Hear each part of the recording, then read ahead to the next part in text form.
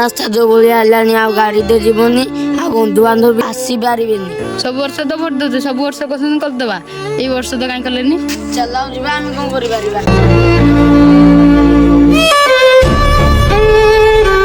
ଆରେ ହେ ଅଟୋଟେ ଲାଖିଗଲା, ଚାଲ ପେଲିଦବା ପେଲିଦବା।